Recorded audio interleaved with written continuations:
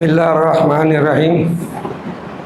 یہ پہلا سوال ہے، بچوں کا نکاح میدان میں حال بنا کر کیا جاتا ہے۔ ہمارے معاشرے میں یہ خوف سرایت کر گیا ہے کہ میدان میں نکاح نہ کیا جائے یا جنات کا اثر غالب آ جاتا ہے، لہٰذا اب لوگ اس خوف سے نکاح پہلے ایڈوانس کر لیتے ہیں اور میدان میں کھانے اور رخصتی کی تقریب کرتے ہیں۔ اس بارے میں وضاحت فرمائیں۔ ان الحمد للہ والصلاۃ والسلام علی رسول اللہ وبعد۔ نبی علیہ الصلوۃ والسلام کا فرمان ہے، نکاح کا اعلان کرو، مطلب یہ کہ نکاح کھلی جگہ پر پڑھاؤ، جہاں سب کو پتہ چل جائے کہ نکاح ہو رہا ہے۔ نکاح بند کمرے میں نہیں ہونا چاہیے، بلکہ امیر عمر رضی اللہ تعالیٰ عنہ کے بارے آتا ہے، اگر کوئی شخص بند کمرے میں نکاح پڑھواتا، وہ ان کو کوڑے مارا کرتے تھے کہ نکاح بند کمرے کی جگہ نہیں ہے، کھلی جگہ پر مسجد ہے، میدان ہے، جہاں لوگ جمع ہوں، لوگوں کو پتہ چلے اور وہاں نکاح پڑھایا جائے۔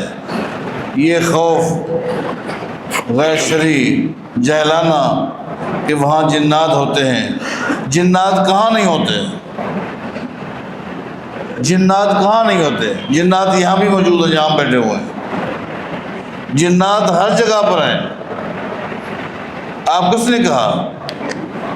جنات سے خوف کھاتے کھاتے کھاتے ایک وقت تھا کہ یہ جنات، حدیث میں آتا ہے، انسانوں سے ڈرتے تھے، جنگلات میں رہتے تھے۔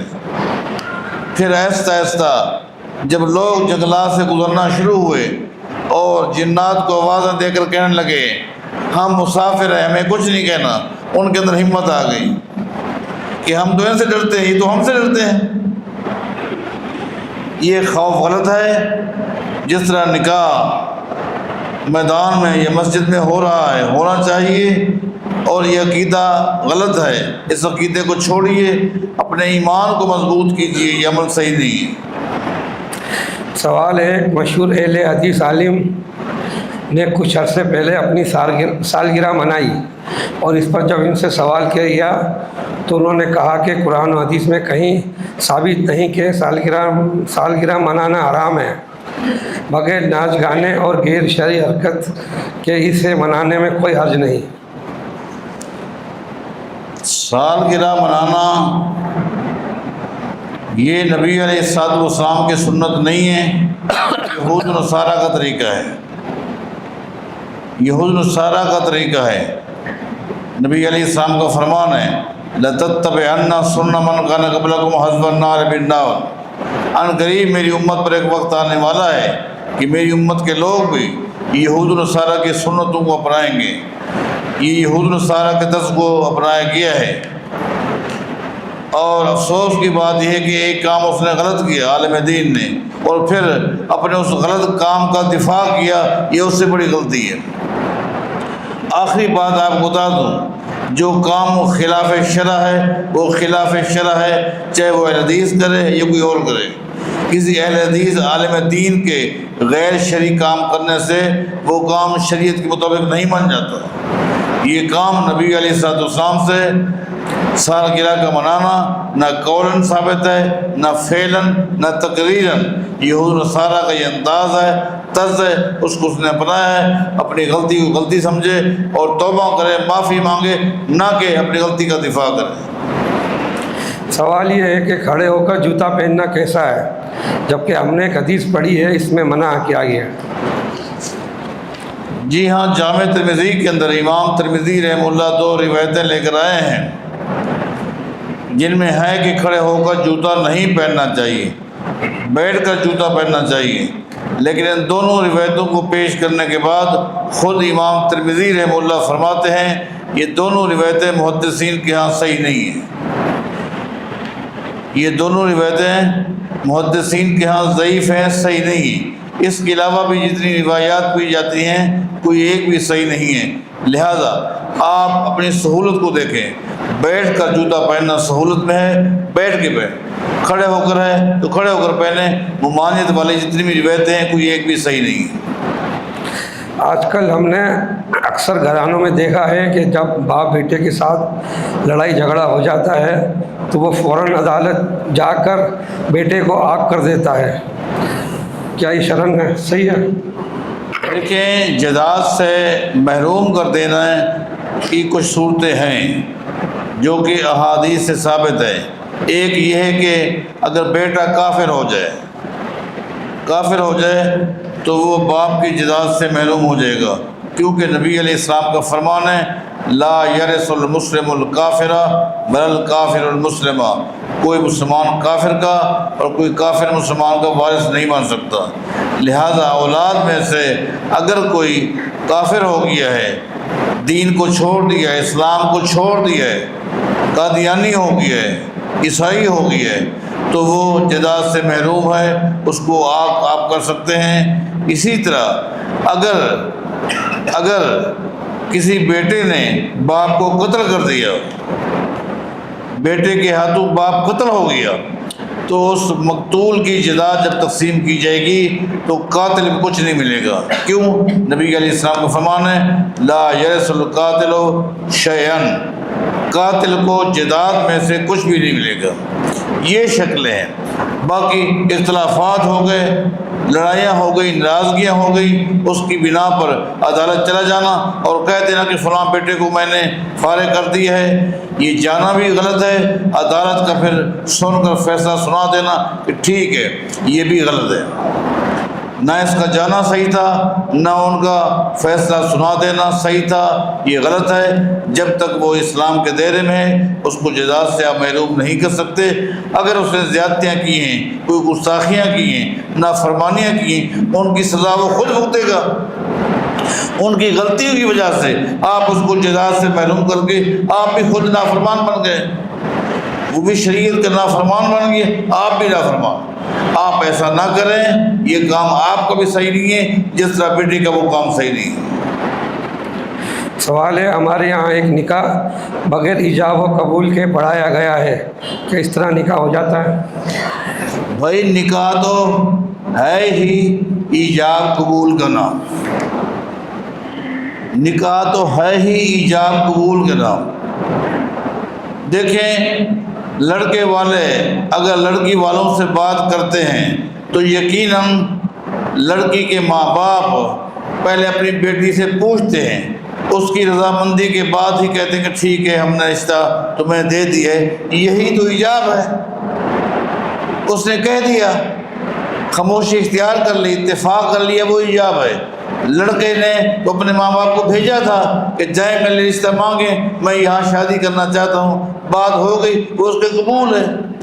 یہ جو قوم برادری کے سامنے خطبے سے پہلے اس سے اقرار لیا جاتا ہے، یہ تو ایک رسمی بات ہے تاکہ سب سن لیں کہ یہ بھی راضی ہے اور وہاں بھی بھیجا جاتا ہے. لیکن اس سے پہلے معاملہ تو ہو گیا. اس کی دلیل ایسی ہے کہ نبی علیہ السلام صحابہ کرام کے ساتھ بیٹھے ہوئے تھے. ایک عورت آئی نبی علیہ السلام سے کہنے لگی میں اپنے نفس کو، اپنے جسم کو آپ پر قربان کرتی ہوں، آپ کے حوالے کرتی ہوں، گویا میں آپ کے ساتھ نکاح کرنا چاہتی ہوں. نبی علیہ السلام نے سر اٹھایا اور پھر سر جھکا کر آپ خاموشی کے ساتھ بیٹھے رہے. ایک صحابی نے کھڑے ہو کر عرض کیا اللہ کے رسول صلی اللہ علیہ وسلم اگر آپ کو پروان نہیں ہے تو اس کا میرے ساتھ نکاح پڑھا دیں. آپ نے اس سے پوچھا تیرے پاس کچھ ہے؟ اس نے کہا ہے تو کچھ نہیں. گھر جاؤ تلاش کرو کچھ مل جائے، ولو خاتم من حدید، کوئی لوہے کی انگوٹھی مل جائے. اس نے کہا مجھے کچھ نہیں، کچھ بھی نہیں. تو پھر آپ نے اس سے پوچھا تجھے قرآن کریم میں سے کچھ آتا ہے؟ اس نے کہا جی ہاں، فلاں صورت فلاں تھی. تو میں اس کو یہ پڑھا دینا، میں تیرا نکاح پڑھاتا ہوں.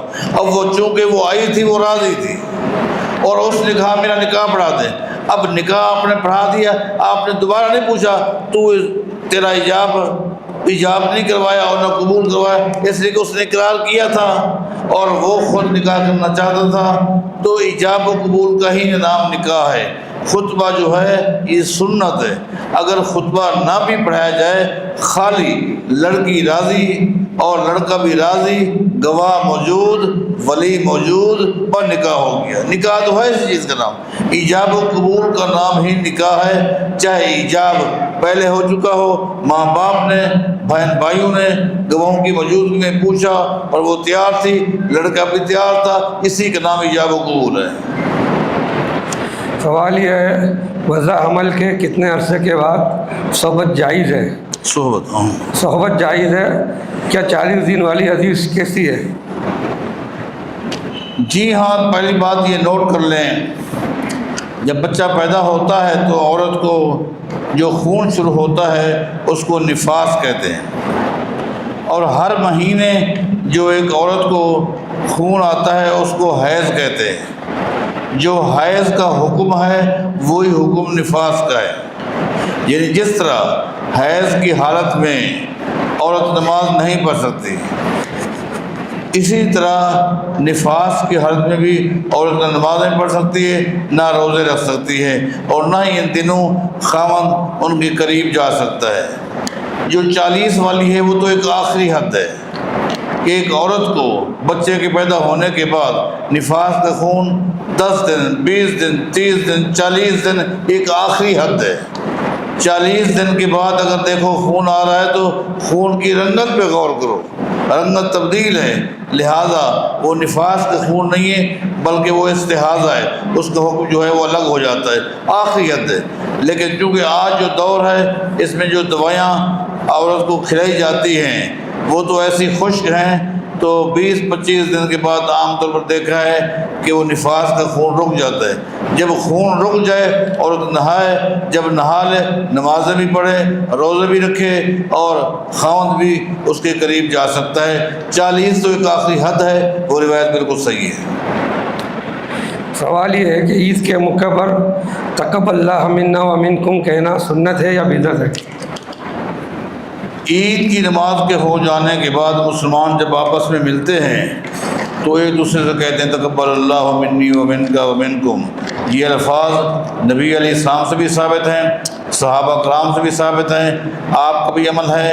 آپ کو بھی عید کے بعد بعض صحابہ نے کہا یا رسول اللہ تقبل اللہ منا منک، آپ نے بھی کہا نام تقبل اللہ منا منکم، آپ سے بھی ثابت ہے۔ صحابہ کرام آپس میں ملتے تھے، ان سے بھی، تابعین سے، حکمرانوں سے ملاقاتیں کرتے تھے عید کے بعد، تو ایک دوسرے سے کہتے تھے تقبل اللہ منا منکم۔